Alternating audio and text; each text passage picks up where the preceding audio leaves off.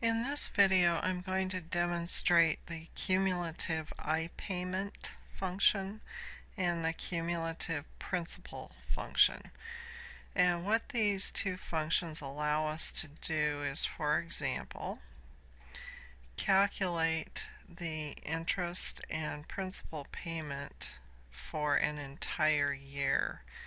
And in reality, when a company is planning a budget, they are looking at a year, not quarter by quarter. So I'm going to go ahead and start out with the cumulative I-payment function. And I'm just going to start typing my function here. And there is the cumulative I-payment. And these arguments here should look pretty familiar. There are a couple of different ones, but most of them are things that we've already worked with. So the rate argument is the rate that we entered up here, the monthly interest rate, or the quarterly interest rate rather, for this loan. So I'm going to go ahead and click on that cell, and then I'm going to make it absolute, because I want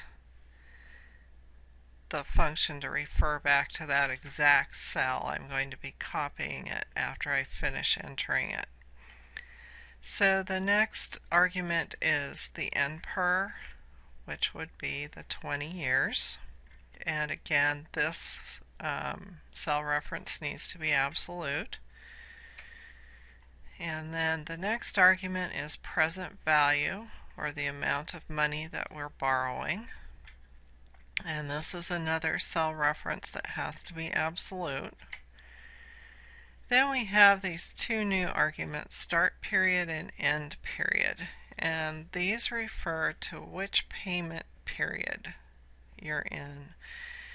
So for example, for year one covers payment periods 1 through 4, with 1 being the start period and 4 being the end period. And those two arguments those two cell references I'm going to leave as relative, because I do want those to change when I copy my function. And the final argument is the type, and we're going to go with 0. And there is the total interest paid on that loan for the year. So then I'm going to go ahead and use my fill handle to copy that across to year 5. And I'm finished with the cumulative I-payment function. Now I'm going to do the cumulative principal function. So I'm just going to start out by typing in the first few letters of the function, and there's the cumulative principal. It looks exactly like the one we just did, the cumulative I-payment. So I'm starting out first of all with rate, which would be the quarterly rate, and it needs to be absolute because I'm going to copy. Then the number of periods, and this one also is absolute.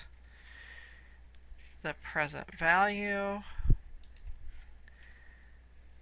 also an absolute cell reference, and then I'm back to the start and end periods.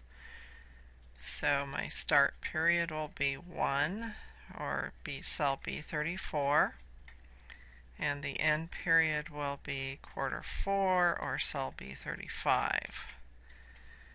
And then I'm just going to go ahead and select 0 for the final argument and tab over, and there is the cumulative principal for year 1.